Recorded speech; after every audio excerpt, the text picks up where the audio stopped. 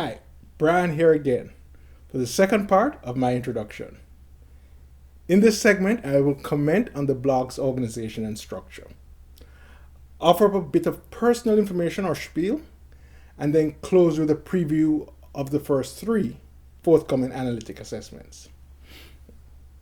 Okay, in the beginning, my initial thoughts were that these analytic exposés would begin by focusing on international events in, say, the Middle East, Europe, or Africa. But then, closer to home, what many thought was the impossible happened. The Donald won the US presidential election. And what was already, prior to the election, the greatest show on earth, with an end date of 8 November 2016, suddenly became, on the morning of 9 November, the greatest show on earth continued with a brand new end date of possibly 4 to 8 years from now. Or if Trump's many detractors have their way, this end date may be as close as next month, next week, or even tomorrow morning. No one really knows.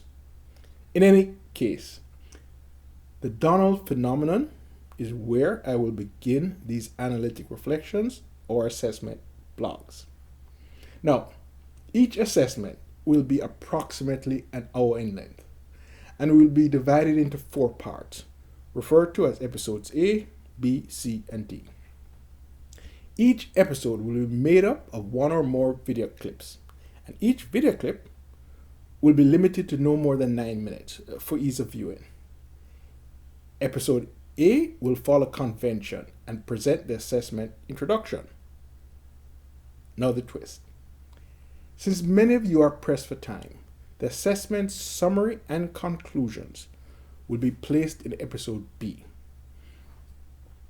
And its presentation will therefore immediately follow the introduction. Hence, a viewer or listener will be able to acquire a substantive understanding of an international event that is being reviewed without the details in significantly less than half of the assessment's total presentation time. Moving on. Immediately after B, episode C will house the assessment's analytic and discussion details, which in turn will explain and substantiate our conclusions in B. Then finally, in episode D, we will close out our assessment with a repeat of the conclusions. Therefore, to reiterate, A will provide the introduction, B, the first reading of the conclusions, C will house the details, and D will repeat the conclusions and close out the assessment. And a final point, in the event that an episode is longer than 9 minutes, it will be shown on 2 or more video clips. Okay, that covers assessment structure and organization. Now a little note on self. The accent you're hearing is Jamaican. I was born and raised in the island before my family migrated to the US more than 3 decades ago. And among the various areas through education and work that I have dabbled in or been exposed to over the years are economics, teaching, military affairs, taxi driving, and statistics. Last year, for instance, I retired with more than 30 years of reserve and active duty service from the US Army. An event that has enabled me, for the first time in my adult life, to speak publicly on strategic and politically related issues. Now, as a kid with an interest in politics, economics, international and military affairs, a small democratic rock in the middle of the Caribbean was a great place to be, since many of the world's influences washed over that small island.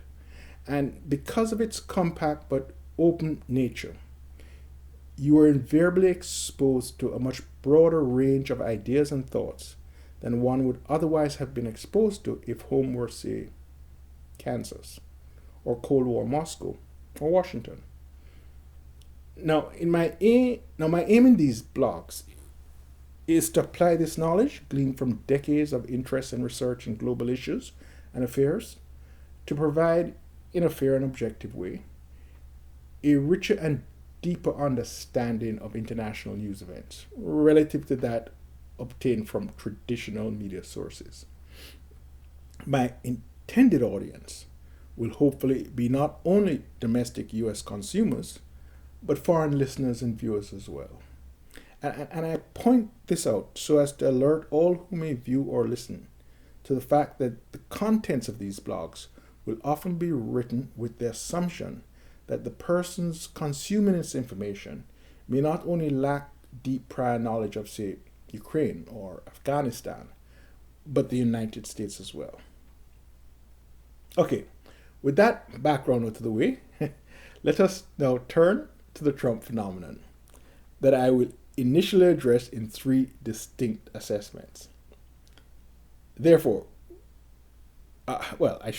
thereafter, we will proceed further afield to explain the story behind the stories in, say, Syria, Russia, Ethiopia, or North Korea.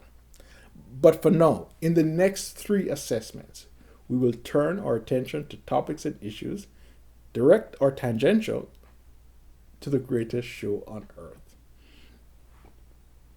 The first assessment, assessment one, will provide an historical and cultural understanding of the rise of Trump, an event that appeared to many as inexplicable, especially given that it arose in an era when a diametrically different type of national leader, Barack Obama, was still popular with the same electorate that selected Trump. Assessment 2 will offer a detailed examination and understanding of the November 2016 presidential election results, and hopefully demystify the so-called biggest shock in US election history. Assessment 3 is a doozy. What is it with Donald Trump and Russia? A wide cross-section of America has been asking for at least a year now. This third assessment will examine the ideology of the Trump administration's radical or alternative right allies, both in general and as they relate to Russia. Of course, I will refrain from even a tangential judgment of any of the individuals or parties involved, and simply focus on outlining in a calm and dispassionate way both the doctrinal diversity and the areas of intellectual commonality that defines this segment of American conservatism. Where or in which direction the Trump administration, which houses both the radical and traditional conservatives, eventually goes is left to be seen. But a coherent and nuanced understanding of this alternative or radical conservative force is, I think, important. Okay, therefore, sincerely hope, in conclusion, you can join me for an in-depth look at the show's various assessments and, of course, the other assessments to come. That ends the introduction. Thank you.